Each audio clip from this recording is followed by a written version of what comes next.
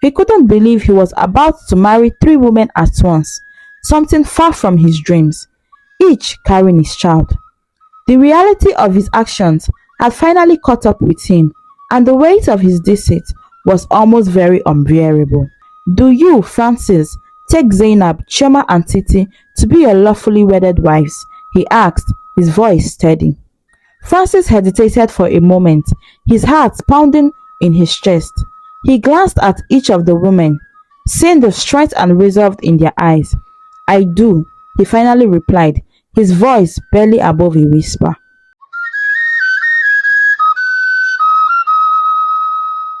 Francis was the epitome of success in the bustling city. Handsome, rich and charming, he had everything a man could desire. He owned a thriving business and was always seen with beautiful women on his arm. Despite his friends' advice to settle down, Francis reveled in his bachelor lifestyle. He lived in a luxurious penthouse that overlooked the city skyline. His days were filled with important meetings, business deals, and exclusive events. At night, he transformed into the city's most eligible bachelor, gracing the most glamorous parties with his presence. His friends, especially David and Mike, often teased him about commitment issue. One day, you will find someone who will make you want to settle down, David said, but he shook his head. Francis laughed it off confidently. He was so confident that his charm and good looks would keep him free from any lasting attachment. One evening, Francis attended a high-end party hosted by a famous entrepreneur. The room was filled with city's elites, and the air buzzed with laughter and conversations. Francis, dressed in a tailored suit, moved through the crowd with ease, greeting acquaintances and flashing his irresistible smile. As he was about to grab a drink, his eyes fell on a woman standing by the balcony. She was a stunning, beautiful woman with a graceful presence. Her name was Sonia. Francis, always confident, approached her with a suave introduction. Good evening, he said, flashing a signature smile. I am Francis. Mind if I join you? Sonia looked at him, intrigued. I'm Sonia, she replied, smiling back, and no, I don't mind. They struck up a conversation, and Francis was captivated by her intelligence and wit. She was different from the other women he had met. She was ambitious, kind, and had a radiant aura that drew him in. They danced, laughed, and spent the rest of the evening together, completely engrossed in each other's company. Over the next few weeks, Francis and Sonia became inseparable. He took her to the finest restaurant, showered her with expensive gifts, and introduced her to his circle of friends. Sonia, in turn, fell deeply in love with Francis, believing she had finally found her long soulmate. Francis, however, had no intention of settling down with her. He enjoyed the thrill of the chase, the excitement of new conquest. Despite his growing fondness of Sonia, he couldn't see himself committing to just one woman. One evening, Sonia sat across from Francis at a dimly lit restaurant. She looked nervous, fidgeting with her napkin. Francis, I have something to tell you, she began, her voice trembling slightly. I am pregnant. Francis' heart skipped a beat. He forced a smile, hiding his panic. That's unexpected, he replied, trying to sound supportive. Sonia reached for his hands. I know this is sudden, but I believe we can make it work. Francis, I'm in love with you. Overwhelmed by the situation, Francis convinced Sonia that they weren't ready for a child. He promised her they would have a family in the future, but now wasn't the right time. Reluctantly, Sonia agreed to have an abortion, trusting in Francis' promises. A few days after the abortion procedure was completed, Francis cut all ties with Sonia. He stopped answering her calls and avoided places where he might run into her. Sonia was left so heartbroken and abandoned, struggling to understand how the man who had promised her the world could disappear so easily. Francis, on the other hand, moved on to his next conquest, leaving behind a trail of broken hearts and shattered dreams of many young women. He had mastered the art of seduction, and nothing could stop him from enjoying his carefree lifestyle. His friends watched him with a mix of admiration and concern, wondering if Francis would ever realize the consequences of his actions. Zainab, Chema and Titi, on the other hand, were very inseparable friends.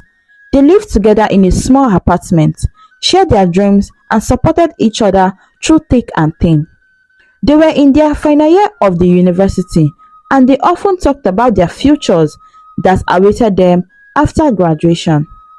Their apartment, though modest, was filled with laughter and warmth.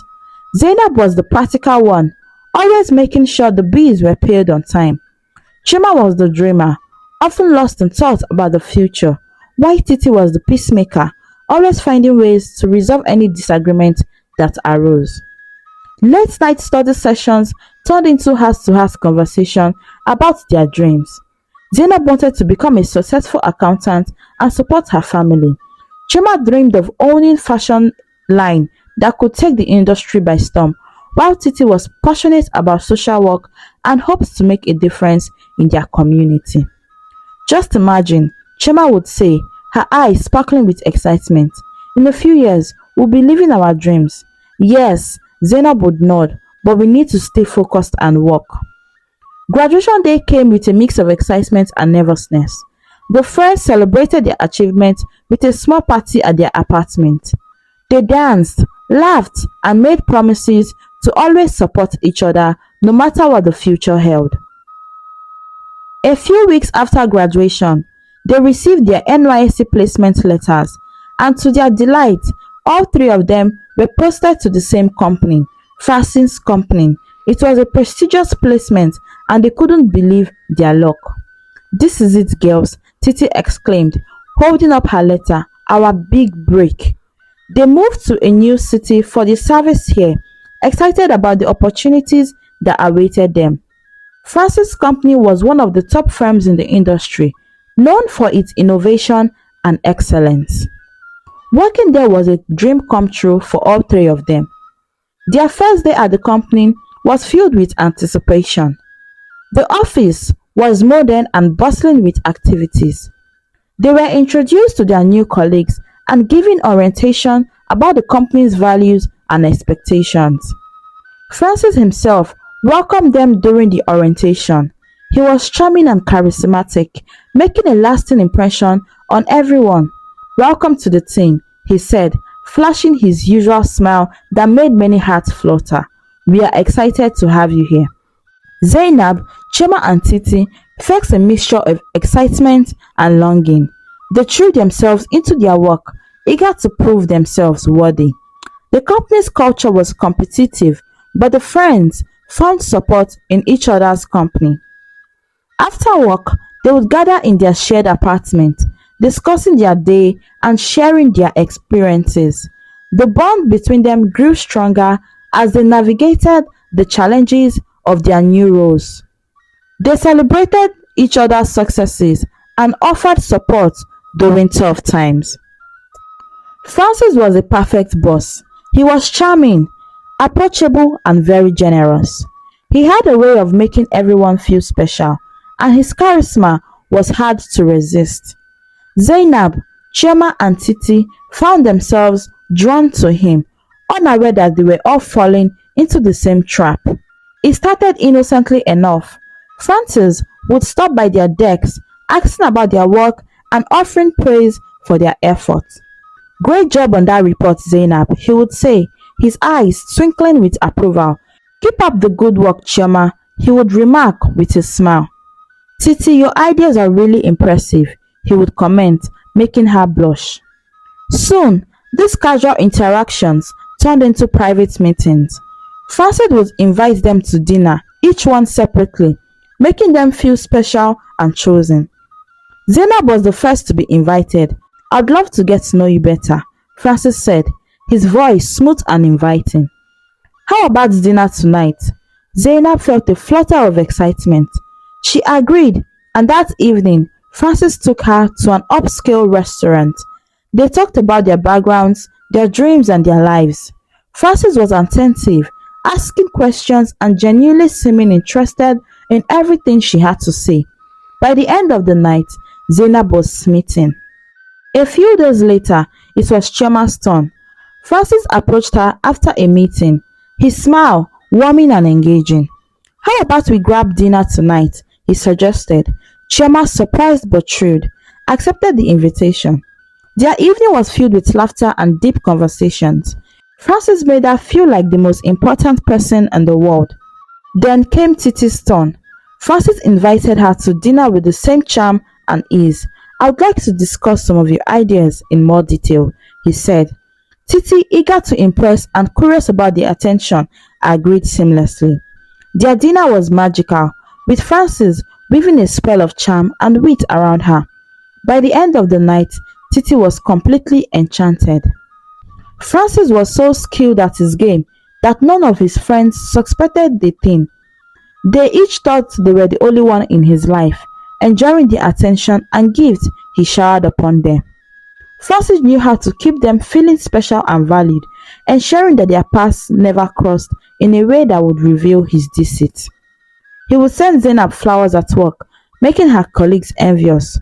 "Who is the lucky guy?" they would tease, and Zainab would blush, thinking about Francis. Chioma received thoughtful gifts, a book she mentioned she wanted to read, a necklace that perfectly matched her style. Titi got surprise lunch deliveries with sweet notes attached, making her feel so adored. Francis balanced his time and attention expertly, never letting any of the friends feel neglected. He planned his dates and gestures with precision, always ensuring that his secrets remained hidden. He thrived on the thrill of the chase and the power he held over their hearts. Each of the friends was convinced that they were so special to him. They would talk about their mystery admirer to each other, not realizing they were all talking about the same man. "He is so thoughtful," Zainab would say, her eyes shining. "I think he's the one." Chima would sigh dreamily. "He's amazing." Titi would gush, a smile playing on her lips. Francis, meanwhile, enjoyed the game so much. He loved the control and the excitement of keeping his affairs hidden. To him, it was a challenge, and he was the master. He was careful, always calculating his moves to ensure that none of the friends discovered the truth. One fateful evening, after a couple of months, Titi realized she was pregnant. She had been feeling unwell for a few days and decided to take a pregnancy test. Her hands shaking as she waited for the results. When the test turned positive, she was overwhelmed with a mix of fear and confusion. She didn't know how to break the news to her friends or what it meant for her future.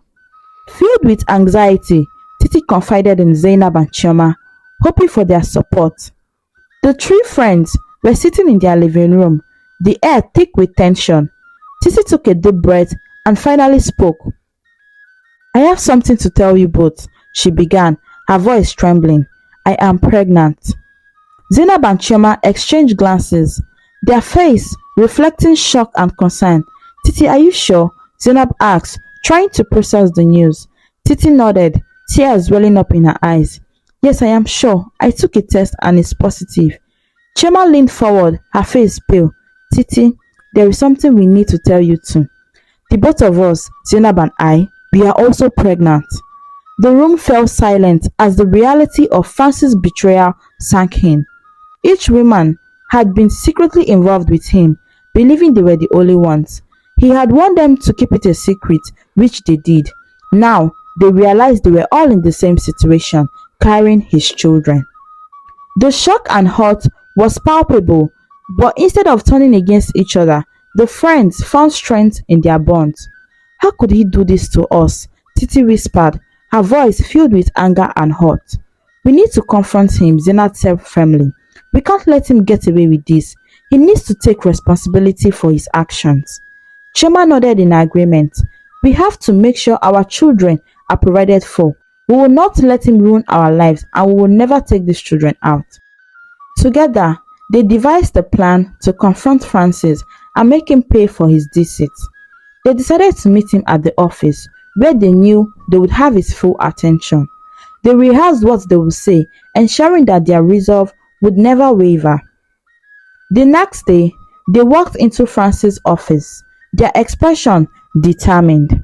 Francis looked up, surprised to see all three of them together. "Ladies, what brings you here?" he asked, trying to mask his confusion. Zainab stepped forward, her voice steady. "Mr. Francis, oh, Francis, because you're not worth it. We know everything. You've been playing us all along, and we are all now pregnant with your children." Francis' face paled, his usual confident demeanor fluttering. I don't know what you're talking about," he stammered. Chioma crossed her arms, her eyes blazing with anger. "Save it, Francis. We are not here to listen to your excuses. We are here to make sure you take responsibility for your actions." Titi, her voice filled with emotion, added, "You promised us the world, and now you've turned our lives upside down. You will support us and our children." Francis begged them to keep it to themselves and not involve the third parties, but they all declined, threatening to let the whole world know that he got three of his employees pregnant. Francis, cornered and desperate, and wanting to protect his reputation and business by all means, had no choice but to agree. He saw the determination in their eyes and knew that there was no escaping the consequences of his actions. The friends laid out their demands. He would marry all of them together, buy houses and cars for each of them, support them financially, and he agreed, realizing that he had no options. He wanted to keep this away from the media and had hoped that agreeing to their plans would solve the whole issues. As they left his office, the friends felt a sense of triumph. They had faced the man who had betrayed them and forced him to take responsibility. Now, they could focus on building a future for their children, knowing they had each other's support. In the days that followed, the three friends began to plan their new lives. They discussed their living arrangements, their careers, and how they would raise their children together. Their bond grew stronger, and they found comfort in the knowledge that they were not alone. The wedding day was surreal. Francis married Zainab, Choma, and Titi in a private ceremony. Despite the unconventional arrangement, the friends were united in their resolve to secure a future for their children. Francis, overwhelmed by the situation, went through the motions, his mind reeling from the turn of events. He didn't believe what was happening. The ceremony was held in a secluded garden, away from prying eyes and the curiosity of the public. The lush greenery and blooming flowers created a beautiful but oddly serene backdrop for the unusual event. The air was filled with sweet scents of roses and soft rustle of leaves in the gentle breeze. Francis arrived early, his face a mark of calm that belied the turmoil inside. He couldn't believe he was about to marry three women at once, something far from his dreams, each carrying his child. The reality of his actions had finally caught up with him, and the weight of his deceit was almost very unbearable. The three brides arrived together, their faces a mix of determination and nerves. Each wore a simple but elegant dress, reflecting their unique personalities. Zainab's dress was classic and understated. Chema had the touch of glamour, and Titi's was adorned with delicate lace. Despite the circumstances, they looked beautiful and composed. As the ceremony began, the officiant, a kind elderly man who had been briefed about the situation, led them through the vows. "Do you, Francis, take Zainab, Chema, and Titi to be your lawfully wedded wives?" he asked, his voice steady. Francis hesitated for a moment, his heart pounding in his chest. He glanced at each of the women, seeing the strength and resolve in their eyes. "I do," he finally replied, his voice barely above a whisper. The officiant then turned to the three friends. "Do you, Zainab, Chema, and Titi, take Francis to be your lawfully wedded husband?" "We do," they all answered in unison, their voice clear and unwavering. Rings were exchanged, symbols of their commitment forged under the strangest of circumstances. As they slipped the ring into each other's fingers, there was a sense of finality, a recognition that their lives were now irreversibly intertwined. When the officiant pronounced them married, there was a moment of silence. It was as if the garden itself was holding its breath. Then, with a soft sigh, the breeze picked up, and the leaves rustled in applause. The ceremony was over, but the journey had just begun. After the wedding, a small reception was held in the same garden. A few close friends and family members attended, having been sworn to secrecy about the unusual union. There were awkward smiles and hushed conversation as the guests tried to make sense of the whole situation. Despite the tension, the three brides managed to find moments of joy. They toasted to new beginnings, their glasses clinking softly in the warm afternoon light. Francis, standing slightly apart, watched the women he had wronged find strength in each other. He felt a pang of guilt and a deep sense of responsibility. He had agreed to their demands, but he knew that fulfilling his promises would be long and challenging. As the months passed, the friends' demands grew. They shopped together, planned very elaborate baby showers, and ensured that Francis paid for everything. The financial burden started to weigh heavily on him, draining his once abundant resources. The trio relished their newfound financial freedom. Each day, they explored new businesses and opportunities, invested wisely, and they attended seminars on entrepreneurship, networked with influential figures, and read voraciously about financial management. Their goal was clear: to secure a prosperous future for themselves and their children from the man who had once planned to ruin their lives.